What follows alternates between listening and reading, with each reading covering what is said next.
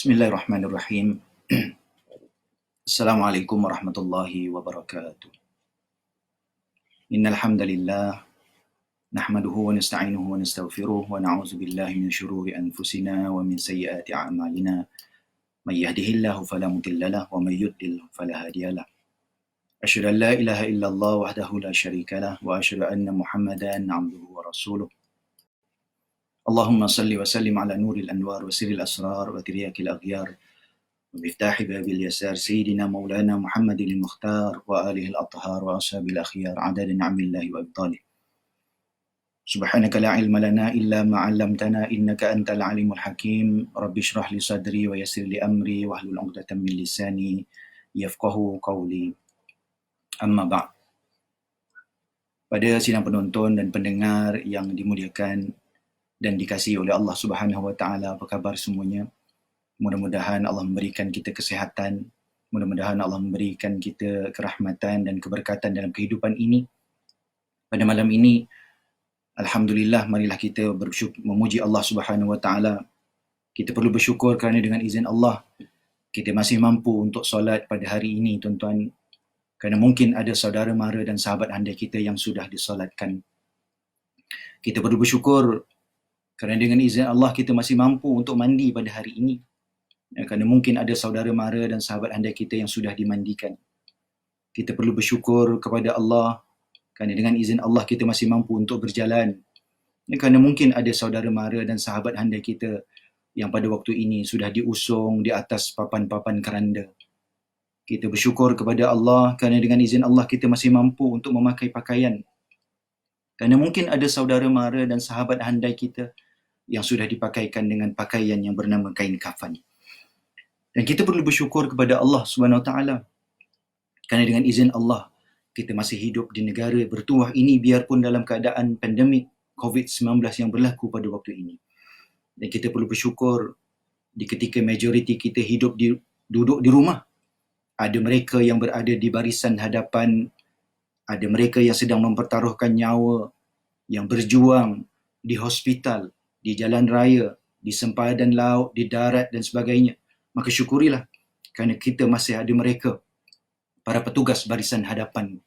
Saudara sidang penonton dan pendengar yang dirahmati Allah sekalian, saya suka mengulang-ulang ini bukanlah dengan berbahagia kita akan bersyukur, tetapi dengan bersyukur insya-Allah kita akan berbahagia. Selawat dan salam kepada Nabi Muhammad sallallahu alaihi wasallam, ahli keluarganya, para sahabatnya.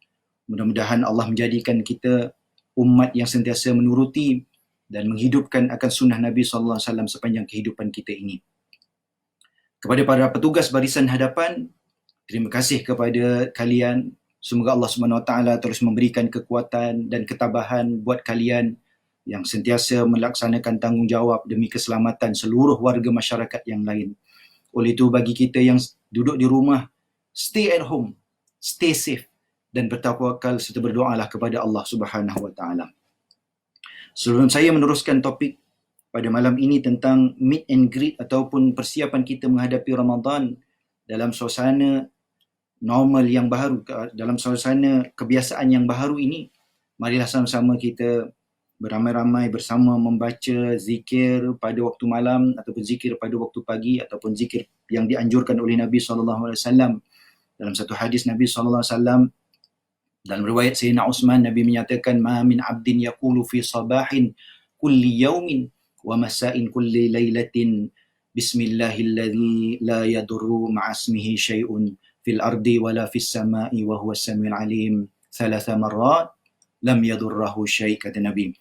Barang siapa daripada kalangan hamba ini yang membiasakan untuk mengucapkan pada waktu paginya ataupun pada waktu malam petangnya dengan ucapan bismillahilladzi la yadurru ma'asmihi syai'un fil ardi wala fis sama'i wa huwas samiul alim sebanyak 3 kali, maka Nabi mengatakan lam yadurrahu syai', tidak akan ada kemudaratan padanya. Marilah sama-sama bersama dengan saya kita membaca zikir pada malam ini. Zikir malam ini mudah-mudahan dengan membaca itu Allah akan menghindarkan kita daripada segala kemudaratan dan apa saja kesusahan serta wabak penyakit ini insya-Allah. Bismillahilladzi la yadurru ma'asmihi syai'un fil ardi wala fis sama'i wa huwas sami'ul alim. Bismillahilladzi la yadurru ma'asmihi syai'un fil ardi wala fis sama'i وهو السميع العليم بسم الله الذي لا يضر مع اسمه شيء في الأرض ولا في السماء وهو السميع العليم. Alhamdulillah, mudah-mudahan dengan kita membaca zikir yang dianjurkan oleh Nabi itu, ya, mudah-mudahan kita akan dihindarkan oleh Allah Subhanahu Wa Taala dari segala kemudaratan, termasuklah penyakit-penyakit dan wabak ini, insya-Allah. Saudara sidang penonton yang saya kasihi dan dimuliakan oleh Allah Subhanahu Wa Taala, kita sekarang berada pada dalam situasi perintah kawalan pergerakan PKP. Sepatutnya definisi PKP itu kita perluaskan sedikit. Ya, bukan sekadar pergerakan kaki. Kebanyakan kita bila sebut perintah kawalan pergerakan, ramai daripada kita yang mungkin mendefinisikan dia kepada pergerakan kaki. Tapi seharusnya pergerakan jari jemari, terutama di tangan saudara-saudari itu, begitu juga pergerakan emosi, pergerakan mental, pergerakan spirituality. Semua ini perlu dikawal kerana kita sedang melalui satu proses the new normal ataupun kebiasaan yang baru. Malahan bila Ramadan hadir nanti, yang bakal kita sambut tidak lama lagi insya-Allah, sepatutnya Ramadan ini mengajar kita mematuhi PKP dengan lebih luas lagi. Sebab itu PKP ini bukan sekadar pergerakan kaki, tapi yang lebih penting adalah hati. Dan akhirnya mungkin nanti mengajak jari jemari mengusik mental dan emosi manusiawi. Sebab itu ramai daripada kita walaupun tidak bergerak pergi keluar daripada rumah, tetapi pergerakan jari jemari mereka tetap berjalan. So itulah tuan-tuan, nanti bila masuk bulan Ramadan, kita melihat bagaimana ya, Imam Ghazali rahimahullah mengkategorikan puasa itu kepada bahagian-bahagian tertentu. Ada 3 bahagian ataupun kategori, dan apakah bahagian itu insya-Allah nanti kita akan sebutkan. Sebelum saya membicarakan tentang meet and greet ataupun bahasa mudah kita ialah apa persiapan kita bertemu Ramadan, izinkan saya berkongsi kepada tuan-tuan sidang penonton sekalian tentang wabak penyakit yang berlaku dalam sejarah Islam. Agar kita dapat mengambil sedikit pelajaran, kita cuba belajar daripada sejarah, kita lihat sedikit corak pattern agar kita dapat berhati-hati dan lebih teliti kerana sejarah tidak pernah berbohong.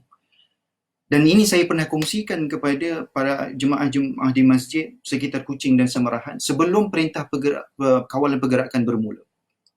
Ini hasil daripada catatan pengajian dari kitab Al-Adhkar Imam An-Nawawi rahimahullah, di mana Imam An-Nawawi dalam catatan yang wafat pada tahun 676 Hijrah, kita melihat bagaimana Imam Nawawi dalam kitab Al-Azkar itu mengambil catatan daripada Abu Hasan Al-Madaini, seorang sejarawan Islam yang kita tahu. Dia telah memasukkan satu bab wabak penyakit dalam Islam di bawah payungan tajuk zikir ataupun doa sakit dan mengingati kematian. So itu Abu Hasan Al-Madaini menulis ataupun dicatat oleh Imam An-Nawawi mengatakan bahawa wabak penyakit secara khususnya wabak ta'un, kolera ya, ataupun kolera dalam sejarah Islam ada 5 kejadian. Walaupun wabak ini adalah ta'un, ya, mungkin yang virus yang tidak sama, tetapi kita nak cuba ambil pelajaran daripadanya apa yang berlaku. Ada 5. Yang pertama yang berlaku adalah ta'un Shirwai. Shirwai ini tuan-tuan berlaku di Madain, berlaku pada zaman Nabi SAW. Menurut para sejarawan, kejadian ini berlaku sekitar 6 Hijrah. Ya, tetapi tidak melanda Makkah dan Madinah. Itu yang pertama. Kedua, ta'un Amawas di Syam, yang secara spesifiknya suatu wilayah di Palestin yang bernama Amawas. Dan ini antara yang popular pada pandangan ahli-ahli sejarah bahawa kerana ini berlaku pada pemerintahan Sayyidina Umar Al-Khattab. Ya, wabak ini berlaku pada sekitar tahun 18 Hijrah yang mengorbankan seramai 25,000 orang. Dan tahun ini dipanggil Amawas kerana ya, penyakit itu bermula daripada tempat tersebut. Sebab itu catatan saya dalam kebanyakan kuliah-kuliah yang berada di masjid, saya menyebutkan kepada para jemaah mengatakan bahawa ramai daripada kita yang mungkin pada peringkat awal COVID-19 contohnya dinamakan virus Wuhan kerana mengambil asal tempat nama virus itu datang. Dan perlu kita ingat, tuan-tuan, perkataan Wuhan itu seharusnya mengingatkan kita kepada Tuhan, kerana jarak di antara huruf W dengan huruf T. W Wuhan, T Tuhan, hanya dipisahkan oleh dua huruf iaitu U dan V. Maka dalam hidup kita ini secara falsafahnya, bila kita terlanjur ke hadapan, bila kita terlanjur ke depan, terlajak sampai ke Wuhan, maka kita manusia sedikit ke belakang untuk kita mengingati Tuhan. So itulah tahun Amawas ni tuan-tuan. Dinamakan Amawas kerana berlaku di Syam. Asal tempat itu berlaku. Dan kalau kita lihat dalam kitab Bidayah wa Nihayah, karangan Ibnu Katsir, menceritakan bahawa antara yang terkorban adalah sahabat besar Nabi SAW.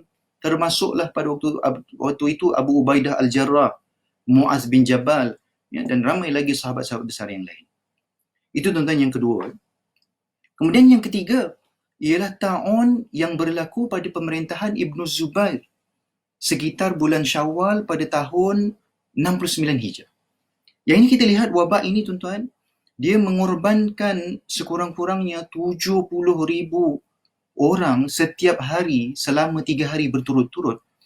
Bahkan dicatatkan seramai 83 orang anak cucu Sayyidina Anas bin Malik yang terkorban akibat wabak ini tuan-tuan. Kita lihat bagaimana dalam sejarah Nabi SAW mendoakan Sayyidina Anas bin Malik. Antaranya Nabi mendoakan Allahumma barik, Allahumma rzuqhu malan wa waladan wa barik lahu. Nabi mendoakan Sayyidina Anas, Allahumma rzuqhu, ya Allah berikanlah rezeki kepadanya daripada anak-anak dan harta dan anak-anak. Dan sebab itu dalam sejarah menceritakan bahawa anak-anak cucu Sayyidina Anas bin Malik ada lebih kurang hampir 100 orang dan ramai daripada mereka yang terkorban ketika wabak tahun di bulan Syawal ini tuan-tuan, pada tahun 69 Hijrah. Malahan ada pendapat lain mengatakan bahawa ada 73 orang. Begitu juga ada catatan menunjukkan bahawa 40 orang daripada anak cucu Abdul Rahman bin Abu Bakrah juga meninggal dunia. Inilah tuan-tuan peringatan kita oleh Allah Subhanahu Wa Taala kepada diri saya, kepada diri tuan-tuan. Kita nak perlu beringat bahawa jika Allah ingin turunkan, ianya sama ada sebagai apa yang kita sebut sebagai sama ada kafara, ujian, bala atau apa saja kita namakan dianya, maka tidak akan mengira sesiapa. Maka itu yang berlaku di dalam sejarah kita telah lihat. Itulah tahun yang ketiga yang berlaku pada pemerintahan Ibnu Zubair. Yang keempat tuan-tuan, dinamakan tahun Fatayat dan berlaku pada bulan Syawal tahun 87 Hijrah. Ibnu Qutaibah dalam kitab Al-Ma'arif mengatakan bahawa dinamakan tahun Fatayat kerana wabak tahun ini menyerang kebanyakan gadis-gadis di Basrah, di Wasit, di Syam, di Kufah tuan-tuan. Wabak ini juga disebut sebagai tahun Al-Ashraf kerana banyak orang-orang golongan bangsawan yang menjadi mangsa. Dan disebutkan dalam kitab tersebut bahawa kota Mekah dan Madinah tidak pernah ditimpa wabak tahun. Dan yang kelima, menurut catatan Abu Hasan Al-Madaini adalah tahun yang terjadi pada tahun 131 Hijrah dalam bulan Rejab, dari bulan Rejab tuan-tuan. Dia menjadi lebih berat pada bulan Ramadan dan dicatatkan di suatu tempat yang bernama Sikatul Mirbad. Sikatul Mirbad, di sini disebutkan catatan sejarah menunjukkan 1,000 orang yang menjadi korban setiap hari dan berkurang pada bulan Syawal. Jadi tuan-tuan, kita lihat dalam sejarah, walaupun wabak yang pernah berlaku dalam sejarah Islam itu adalah penyakit taun, penyakit kolera. Mungkin waktu itu hanya diisytihar sebagai epidemik, bukan pandemik macam kita. Tetapi yang kita nak perhatikan sekarang adalah bulan-bulan ianya berlaku. Sebahagiannya ada yang bermula pada bulan Rejab. Sebahagian berterusan hingga Syawal. Malahan ada yang memuncak ketika Ramadan dan Syawal. Jadi apa pengajaran serius yang kita ingin ambil ni tuan-tuan? Dia bukan soal Mac, April atau Mei atau Jun. Tapi kita cuba lihat sejarah telah mencatatkan Rajab, Sya'ban, Ramadan, Syawal. Berarti apa yang ditunjukkan oleh sejarah, kisah virus bukan kisah sehari dua. Bukan kisah seminggu dua. Tapi ianya mungkin boleh mengambil masa hingga berbulan-bulan lamanya. Sebab itulah tuan-tuan, saya mulakan peringatan ini untuk kita melihat apa yang berlaku dalam sejarah sebenarnya. Supaya kita faham dan kita belajar dan kita lebih berhati-hati, kita ambil pengajaran, kita lihat bagaimana corak ianya berlaku. Dan mudah-mudahan kita lebih berhati-hati. Tuan-tuan sidang pendengar, sidang penonton yang dikasihi Allah sekalian, waktu terus berjalan tanpa pernah berhenti. Hari berganti hari, bulan berganti bulan, tahun berganti tahun. Dalam semua putaran waktu itu, Allah SWT masih bagi kita kehidupan ini, sebahagian daripada kita Allah bagi lagi, walaupun dalam keadaan kita sebahagian, majoriti daripada kita kena duduk di rumah. Mungkin ada orang yang rambutnya sudah semakin panjang dan sebagainya, ataupun ada orang yang berat badannya semakin bertambah. Tetapi kita lihat bagaimana inilah ruang dan peluang untuk kita hidup dalam keadaan new normal, suatu perkara yang kebiasaan yang baru. Sebab itu Abu Bakar Al-Warraq rahimahullah mengatakan, Rejab adalah bulan untuk kita menanam, Sya'ban adalah bulan untuk kita menyiram, dan Ramadan adalah bulan untuk kita memetik ataupun menuai. Jadi apa-apa pun bermula dari Rejab, Sya'ban dan Ramadan adalah bulan untuk kita mencari hasilnya.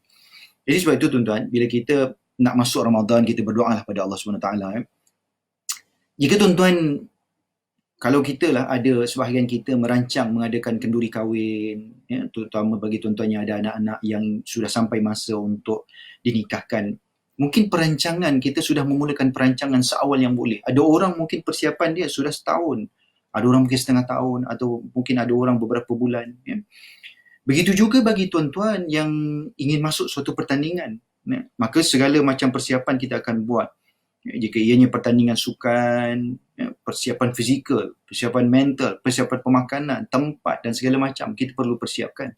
So itu bagi orang yang ingin melaksanakan sesuatu perancangan. Tetapi bagaimana kita menghadapi Ramadan?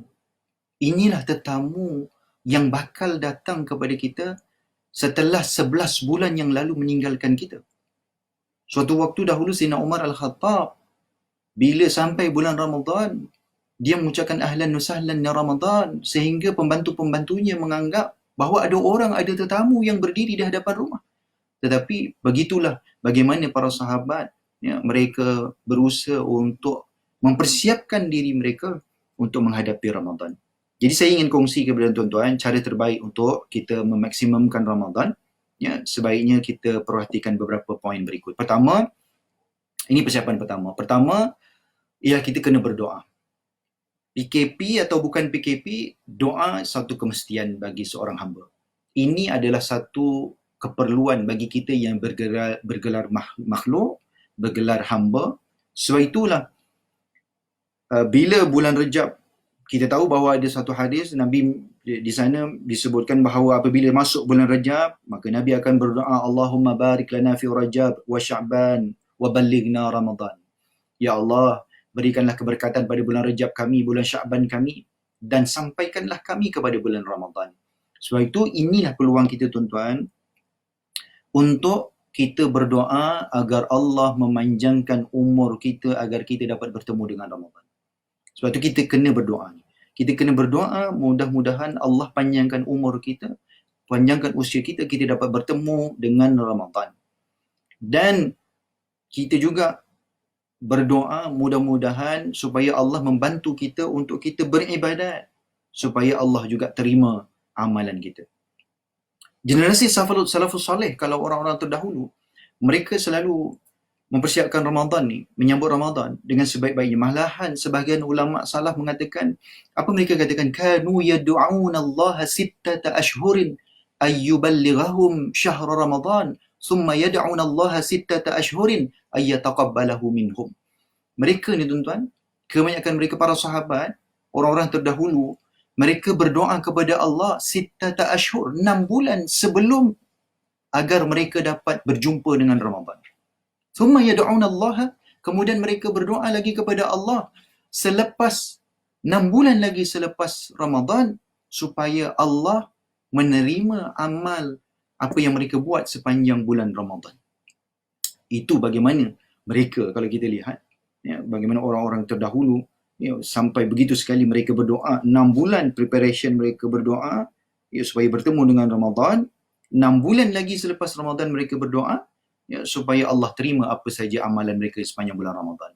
Malah antara doa daripada seorang ulama, Yahya bin Abi Kathir, ya, menyatakan bahawa mereka berdoa, Allahumma sallimni ila Ramadan wa sallim li Ramadan wa tasallamhu minni mutaqabbala.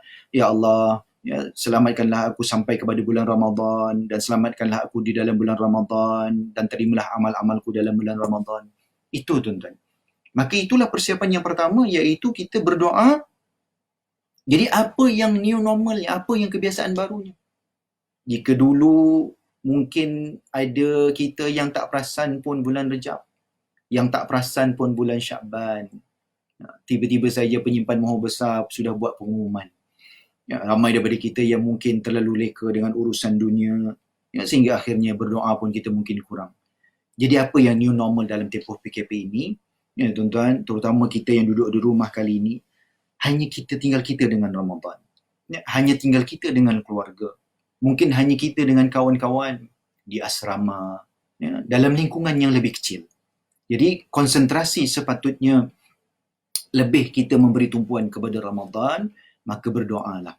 Ya, sekali lagi itu persiapan pertama, maka kita berdoa agar disampaikan oleh Allah Subhanahu Wa Taala kepada kita akan bulan Ramadan. Kita pohon juga supaya kita mampu melaksanakan puasa pada siangnya dan kita menghidupkan malam harinya. Itu persiapan yang pertama. Yang kedua tuan-tuan, apa persiapan kedua? Kita perlu bertaubat. Ya, bertaubat, mensucikan diri daripada segala dosa yang ada. Kita ni banyak dosa. Maka kita bertaubat. Ya, surah An-Nur, ya, di dalam ayat 31, ya, antara hujung ayat itu Allah menyebutkan watubu ilallahi jami'an ayyuhal mu'minuna la'allakum tuflihun. Bertaubatlah kepada Allah, ya, wahai orang-orang yang beriman, mudah-mudahan kita mendapat kejayaan. So itulah tuan-tuan, ya, dalam banyak-banyak pintu apa yang masih terbuka? Pintu taubatlah masih terbuka. Maka inilah peluang kita untuk kita mempersiapkan diri kita dengan memperbanyakkan taubat. Jadi apa yang new normal, apa kebiasaan yang baru di sini? Ya. Sejatinya taubat itu diperlukan setiap saat. Taubat tak tunggu PKP, taubat tak tunggu masuknya Ramadan, taubat tak tunggu bulan Ramadan. Tetapi kalau kita berusaha untuk bertaubat sebelum memasuki Ramadan, ini menunjukkan keseriusan kita dalam memuliakan bulan suci. Sehingga nanti bila kita sudah masuk bulan Ramadan, ya, kita takkan ada lagi dosa yang boleh menghalang kita dari berbuat amal soleh. Kadang-kadang kita jadi malas, kita jadi berat, sebab dosa kita masih banyak. Tetapi bila kita terampun dosa sebelum Ramadan, kita dah bersihkan diri sebelum Ramadan, maka inilah peluang kita, hanya ada tinggal beberapa hari saja lagi. Ya, apa yang new normal yang akan kita hadapi, kebiasaan yang baru ini, maka inilah peluang kita, fokus kita, tuan-tuan, maka kita kena bertaubat kepada Allah SWT. Banyak cara untuk bertaubat, kita memperbanyakkan istighfar, ya, solat sunat, taubat dan sebagainya. Kemudian yang ketiga, persiapan yang ketiga ialah bagi kita yang mungkin ada kita tinggalkan puasa, maka inilah waktu untuk kita bersegera untuk menggantikan puasa yang tertinggal. Ya, sebab itu kalau kita lihat hadis-hadis daripada kebanyakannya daripada Sayyidina Aisyah juga, ya, daripada beberapa lagi isteri Nabi, ya, yang menceritakan tentang peringatan-peringatan ini, ataupun bagaimana ada sahabat yang nama Abu Salamah mengatakan bahawa Sayyidina Aisyah radhiyallahu anha mengatakan kana yakunu ala sawmi min Ramadan fama astati'u an aqdiya ila fi Sya'ban. Dia kata aku masih memiliki hutang puasa Ramadan tapi aku tak mampu qadanya kecuali di bulan Sya'ban. Jadi sebab itulah ini tuan-tuan, ya, apa yang new normal bagi kita yang menjalani PKP ini, inilah masanya untuk menggantikan puasa. Inilah masanya untuk kita ganti puasa, tuan-tuan. Jadi mungkin ada beberapa hari saja lagi, inilah peluang kita. Seterusnya, persiapan yang keempat, apa yang perlu kita buat adalah kita melakukan sedikit pemanasan ataupun kita kata warming up. Macam saya katakan tadi lah, bagi orang yang mungkin nak bersukan, dia kena warming up, persiapan tempat dan sebagainya. Sebab Ramadan, kita kena tahu bahawa Ramadan adalah tetamu yang telah meninggalkan kita 11 bulan yang lalu, yang akan datang berkunjung, bertandang kepada kita, maka kita kena ready bertemu dengan Ramadan. Maka kita kena persiapkan. So itu ibadah juga adalah suatu perlumbaan. Suatu perlumbaan. Dan inilah nanti di mana ianya umpama semua orang berada di tepian sungai, bersedia untuk berenang, tuan-tuan. Bila ditiup saja whistle, dibunyikan saja isyarat, maka semua orang akan terjun dan berenang. Dan saat itu, Ramadan, tuan-tuan, ada orang yang berjaya berenang sampai ke seberang. Sampai habis. Ada orang, bila dia berenang, tiba-tiba dia letih di tengah-tengah. Lalu semakin perlahan bergerakkan dia. Dan ada orang yang terus lemas. Tapi ada pula orang yang tak sanggup terjun. Begitulah Ramadan. Sebab itu, Ramadan ni kita perlu bersiap, melakukan sedikit warming up, memanaskan diri. Sebab itu, kalau kita mampu untuk puasa sunat, maka kita boleh membiasakan diri. Maka kita berlumba-lumbalah untuk melakukan kebaikan. Kita kena ada rasa kegembiraan bila Ramadan datang. Ini kerana bulan ini adalah bulan yang penuh dengan kebaikan, bulan penuh kerahmatan. Setiapnya tercatat pahala malahan berlipat-lipat kali ganda. Ya, sebab itu Allah menyebutkan fastabiqul khairat, yang mana kita kena berlumba-lumba untuk kita melaksanakan ibadah bulan Ramadan nanti. Tuan-tuan, itu antaranya adalah bila kita mampu untuk berpuasa sunat, itulah yang kita boleh buat. Ya, tuan-tuan, ya. Kemudian seterusnya, apa yang new normal persiapan kita ialah kalau boleh di dalam bulan ini sebagai persiapan, kita membaca Al-Quran. Ya, Amr bin Qais, tuan-tuan, apabila masuk bulan Syakban, dia ada kedai. Dia tutup kedai dia untuk tumpukan baca Al-Quran. Bukanlah nak kita katakan bahawa okey, tutup kedai. Tapi kalau lebih baik, ya, kalau kita mampu, ada kedai, mungkin sekarang ini kedai tak buka, tanpa PKP, banyak kedai tak buka. Tetapi inilah peluang untuk kita baca Al-Quran. Ya. So itu, biarlah ini masa kita mula selak-selak halayan Al-Quran. Ya. Dulu mungkin kurang masa kita dengan Al-Quran. Sebelum ini mungkin kurang masa kita dengan Al-Quran. Jadi tempoh PKP ini adalah masa untuk kita kembali melihat, menyelak-nyelak Al-Quran.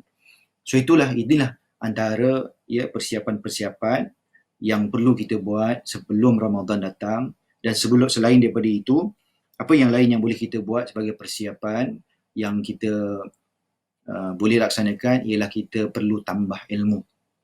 Tuan-tuan, cuba kita lihat, kita kena ulang kaji. Ya, kita baca hukum, kita baca sedikit fatwa yang berkaitan dengan Ramadan, baca yang berkaitan dengannya, apa kelebihan-kelebihannya. Bagi para suami, kita ajarkan kepada isteri dan anak-anak. Ya. Sebelum ini kita mungkin kita tak ada masa. Kita tak ada masa pergi ke masjid, kita tak ada masa pergi majlis ilmu. Sekarang masjid dah tutup. Kini tak ada majlis ilmu di masjid. Jadi inilah masa untuk kita mencari ulang kaji ilmu. Ya. Sekarang ini banyak medium dan platform teknologi yang ada. Maka kita gunakan untuk tambahkan ilmu ini. Inilah peluang, tuan-tuan, suatu normal yang baru dan kebiasaan yang baru. Mungkin dahulu bagi orang-orang yang selalu pergi ke masjid, mungkin peluang dia untuk memperdalami ilmu tentang puasa itu ada peluang. Tetapi sekarang kita, bagi tuan-tuan, inilah kena ulang kaji.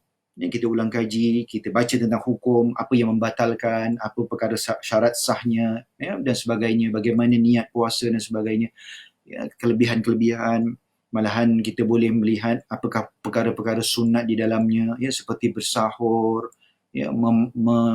menyegerakan berbuka ataupun melewatkan sahur, memulakan buka puasa dengan kurma, minum air dan sebagainya, sedekah dan sebagainya. Maka kita kena tambahkan ilmu yang berkaitan dengan Ramadan, tuan-tuan. So itulah kita lihat, bagaimana Imam Ghazali rahimahullah, dia mengkategorikan puasa itu kepada 3 bahagian ataupun 3 kategori. Jadi apa bahagian itu, tuan-tuan? Yang pertama ialah yang dipanggil sebagai saumul awam atau saumul am. Puasa untuk orang awam.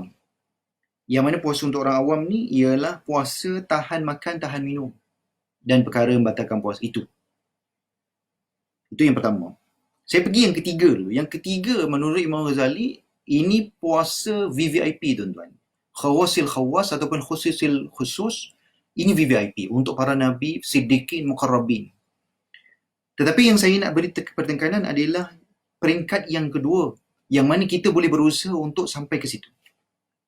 Yang ini iaitu saum al-khawas ataupun saum al-khusus, ya, puasa bagi orang-orang yang soleh.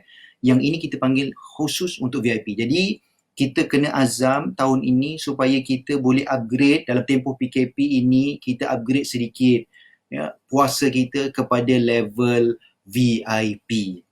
Ya, bukan setakat tahan makan minum, tetapi kita juga tahan anggota badan kita daripada, ya, melakukan kemaksiatan. Kita jaga mata, jaga lisan, jaga telinga.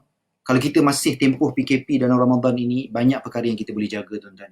Jaga mata, jaga lisan, jaga telinga, jaga seluruh anggota tubuh kita, jaga diri kita agar makan pun tidak tidak berlebih-lebihan, ya, ketika buka. Sebab itu sebelum ini kalau kita lihat bagaimana kalau ada bazar Ramadan, orang-orang kadang-kadang beli air, ya, daripada Bandung sampai Surabaya, sampai Jakarta, semua air dibeli. Ya, kalau mi, daripada mi Jawa, mi Cina, semua dibeli. Sebab itu inilah peluang kita untuk kita jaga ini.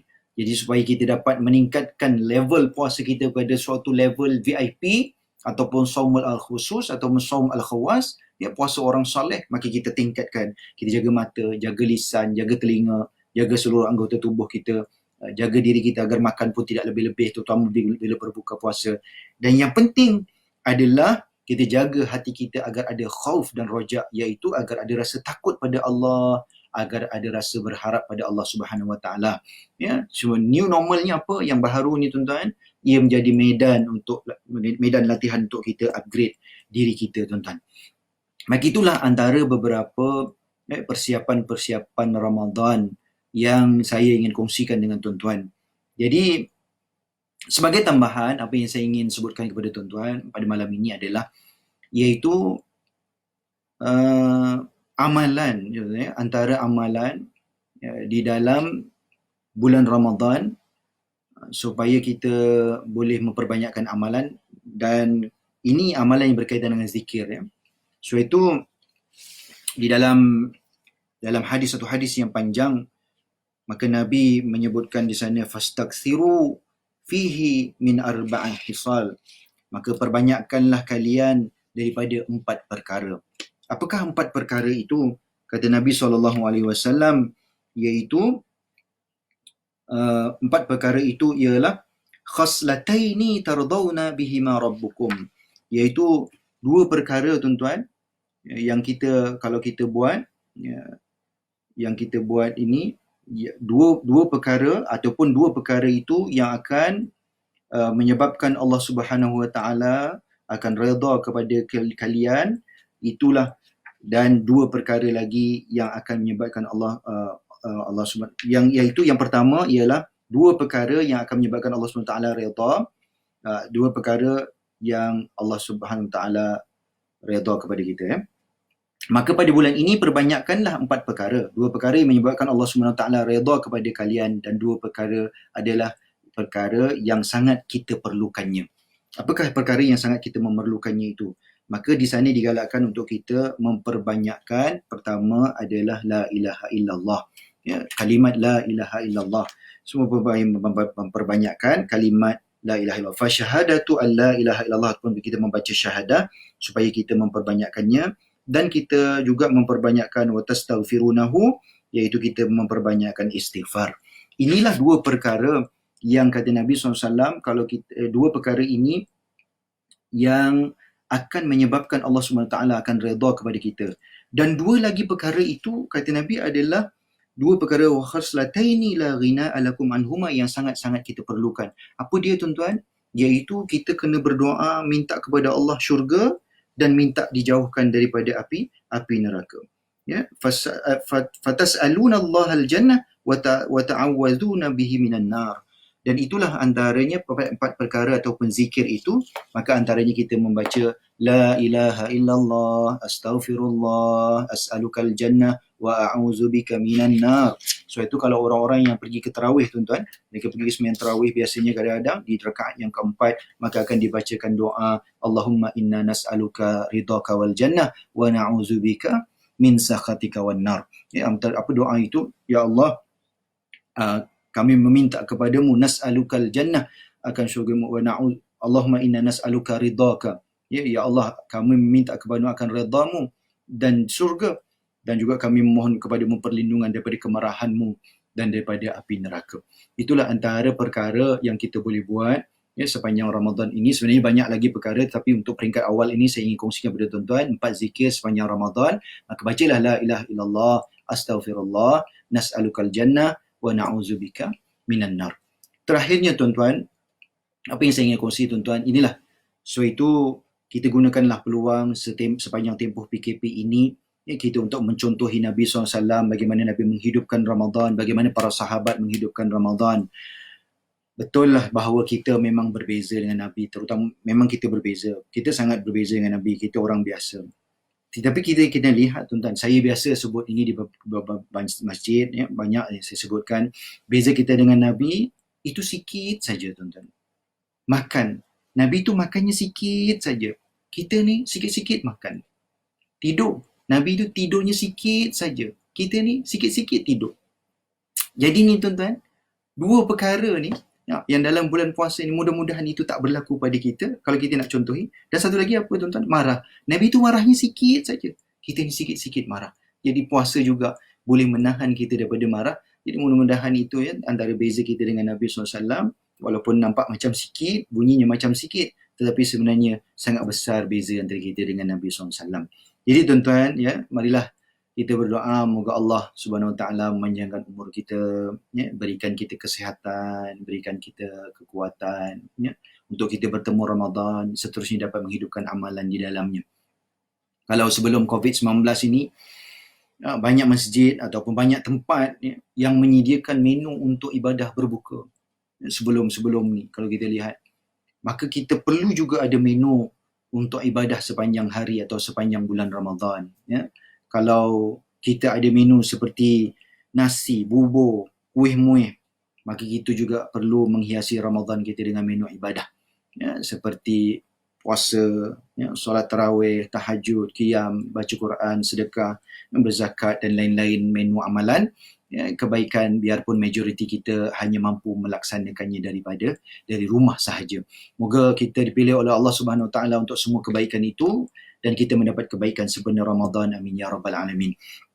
Akhirnya sebagai penutup tuan-tuan, marilah sama-sama kita berdoa kepada Allah Subhanahu Wa Taala, yang mudah-mudahan Allah Subhanahu Wa Taala memberikan kerahmatan, Allah Subhanahu Wa Taala memberikan keberkatan, Allah Subhanahu Wa Taala memelihara kita daripada segala wabak penyakit yang ada dan memberikan kesembuhan. Yang mudah-mudahan Allah Subhanahu Wa Taala memberikan menjaga kita dan melindungi kita daripada segala kemudaratan tersebut, insya-Allah. Marilah sama-sama kita berdoa. A'udzubillahi minasyaitonirrajim. Bismillahirrahmanirrahim. Alhamdulillahirabbil alamin.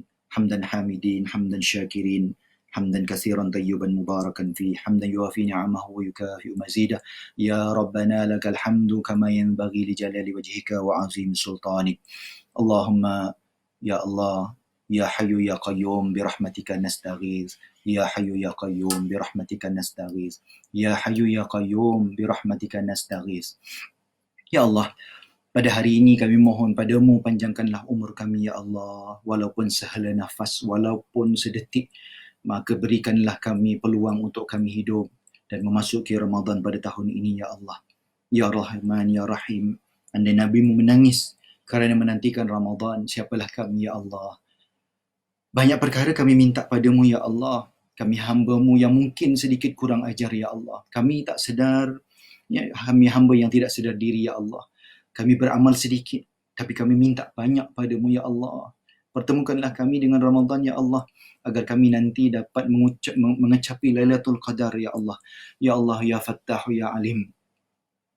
Kami bermohon kepadamu, ajarkanlah kami yang lemah ini untuk melihat jalan-jalan keluar daripada segala masalah yang membelenggu kami. Bukakanlah hijab kepada kami yang tak mampu melihat setiap kebaikan pada kejadian dan takdirmu. Ya Allah, Ya Rahman, Ya Rahim. Kami pohonkan kepadamu, takdirkanlah takdir yang baik-baik buat kami. Takdirkanlah yang baik untuk diri kami. Janganlah engkau menguji kami pada apa yang kami tidak mampu lalui, Ya Allah. Janganlah engkau menguji kami pada apa yang kami tidak mampu laluinya, Ya Allah. Bukakanlah pintu rahmat-rahmatmu untuk kami, Ya Allah. Ya Allah, Ya Rahman, Ya Rahim, Ya Zal Jalali wal Ikram. Pandanglah kami dengan pandangan rahmatmu, Ya Allah. Pandanglah kami dengan pandangan rahmatmu, Ya Allah. Pandanglah kami dengan pandangan rahmatmu, Ya Allah. Sejahterakanlah untuk kami dengan kesihatan yang baik, supaya dengannya kami dapat beribadah kepadamu. Ya Allah, ampunkanlah segala dosa kami. Kerana kami terlalu banyak dosa kepadamu, Ya Allah. Kami lupa akan engkau ketika kami sihat. Kami ingat padamu bila ditimpa sakit. Kami lupa kepadamu ketika kami senang. Kami ingat padamu bila datang kesusahan. Kami lupa kepadamu di saat kami gembira. Kami hanya ingat padamu ketika kami sedih dan kecewa. Kami solat, kami doa, tetapi sedikit di waktu kami ada masa dan kesihatan. Jika solat pun kami ambil yang sedikit sekali rakaatnya.